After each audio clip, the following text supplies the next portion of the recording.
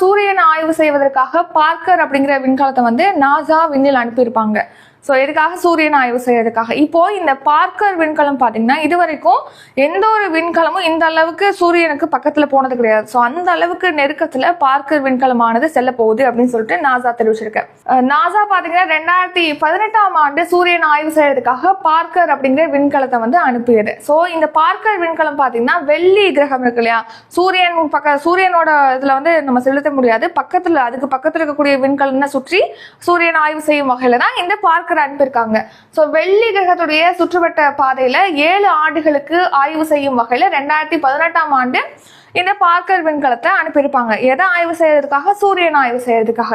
இப்போ இந்த பார்க்கர் விண்கலம் பாத்தீங்கன்னா சூரியன்லேருந்து 38 லட்சம் கிலோமீட்டர் தொலைவுல செல்ல போவதாக தெரிவிச்சிருக்காங்க. ஸோ 38 லட்சம் கிலோமீட்டர் தொலைவுல எந்த ஒரு விண்கலமும் இந்த அளவுக்கு அருகில சூரியனுக்கு அருகில சென்றது கிடையாது.